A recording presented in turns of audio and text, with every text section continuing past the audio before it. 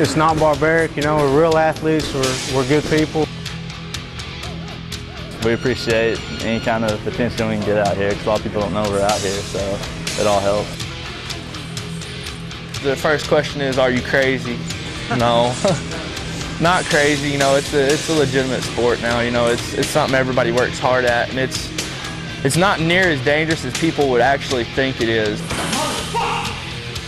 It's harder than what everybody thinks. You know, a lot of people outside the ring think, oh, come on, he could do this, he could do that better, but you really shouldn't knock it until you try.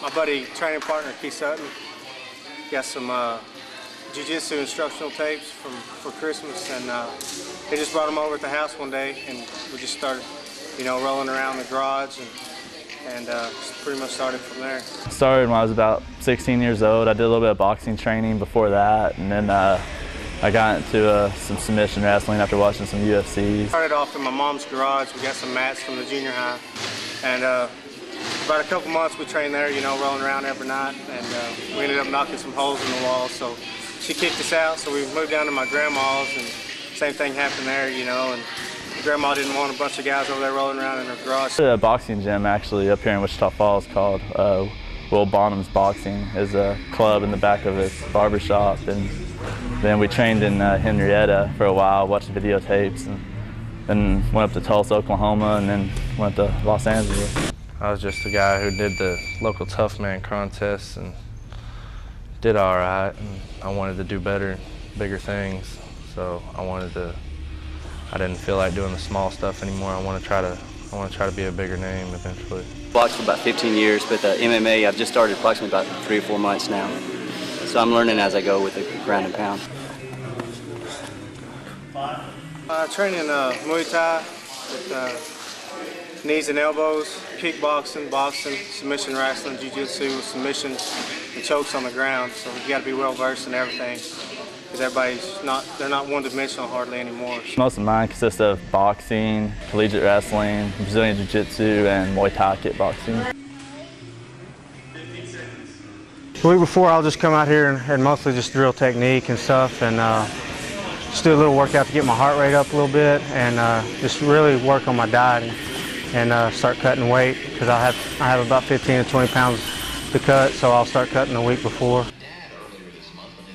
Every night I'll have to eat like a salad, cut out all carbs, and you know, just drink water, no tea, no Gatorade, just strictly water. 2 weeks before a fight, I cut all my bread out. I don't eat bread anymore.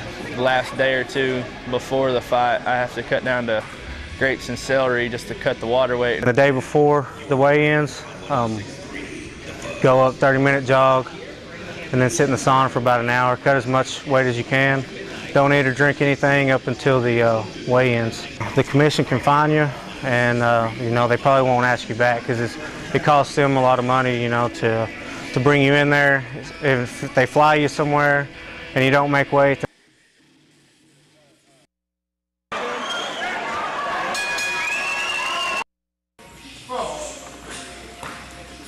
I'm a lieutenant of correctional officers at the James V. Allred unit.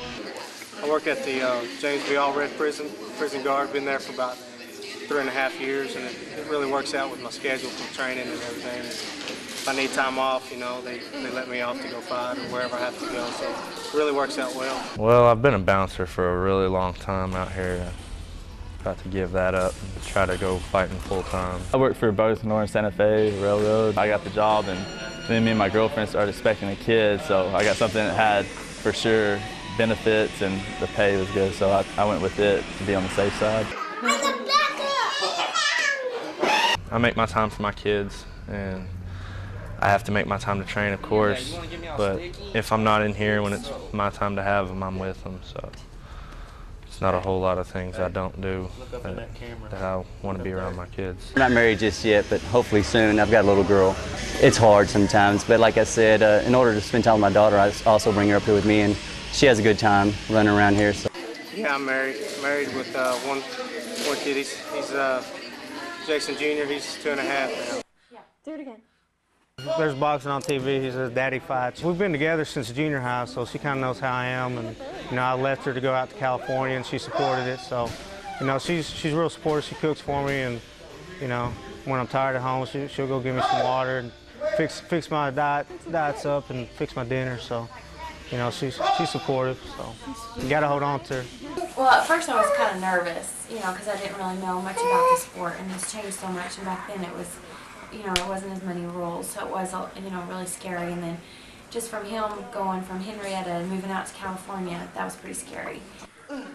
My feelings were I didn't really want him to do it, but then once he got into it and he's good at what he does, then I just want to support him. Well, everybody at first, parents and everybody, they weren't too, you know, happy about it all at first. Now, after they learned about it and been educated, and you know, everybody's fine with it. Something that, you know, makes me proud, and I'm not ashamed to say he's a fighter. You know, I just tell him he's a badass. Just really proud of him. Yeah, we're really, really proud of him, and we know eventually it's going to turn into something really, really big. That's something about our family. We're all pretty close, and we stand behind each other. A lot of times his time is taken up, and sometimes I tell him like, oh, come on, you know, do you have to really do that today? Can you help me with this or that, you know? So sometimes it's kind of more of a time, the issue, just that he spends so much time on it.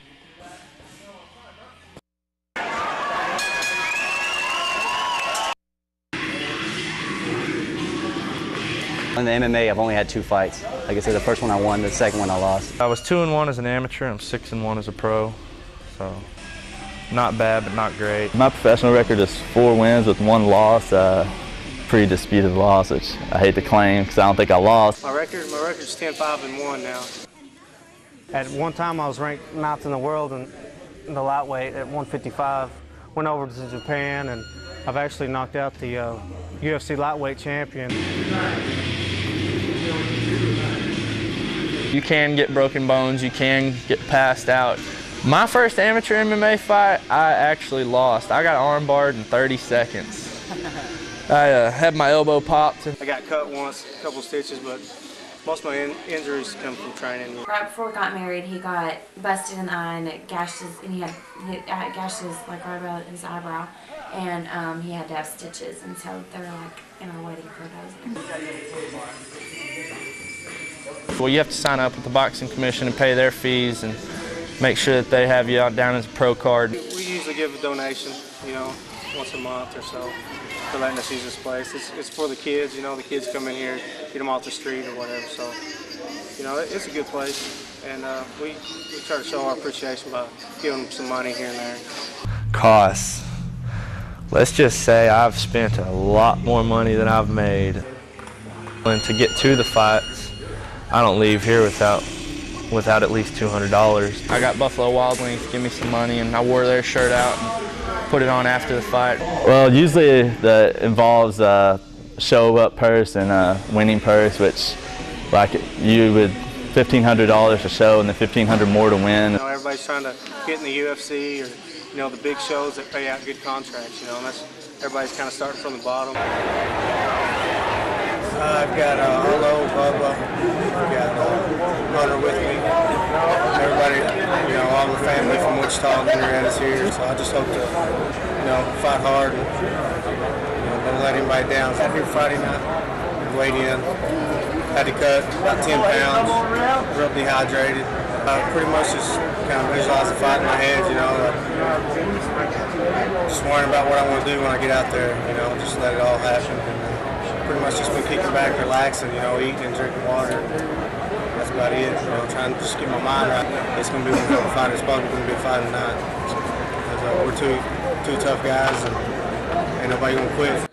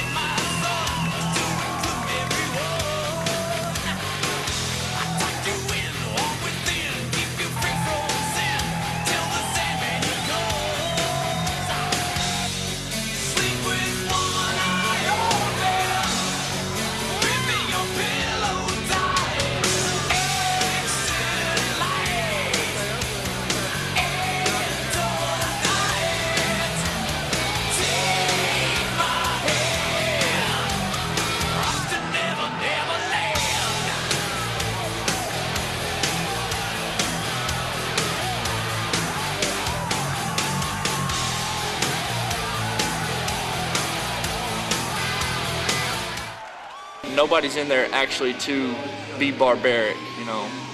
Nobody wants to go in there and say, I'm going to kill this guy. No, you don't want to kill him. You want to go in there, you want to beat him. Like I said, you might want to knock the guy out, but you definitely don't want anybody to be permanently injured or mess up their career. It's experience that counts. Belts don't mean anything. They just cover your waist. They don't mean anything. If you win a fight, pretty much respect right now. Like I said, the money's not that great. You just go out there and you're trying to make a name for yourself. So people knowing your name and respecting you is pretty much what you win in a fight. Kind of like a brotherhood, you know. You look out for one another in the best interest. Sense of camaraderie, you know, you want everybody to be okay. You want everybody to be around. These are your friends. This is your family.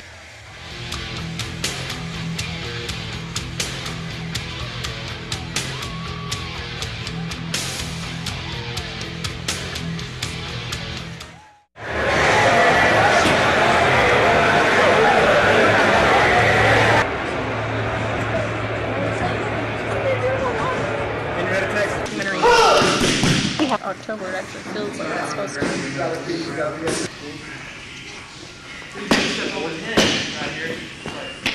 Your hand, what are those X's? It's just, I've got a mission, got to sign off for it.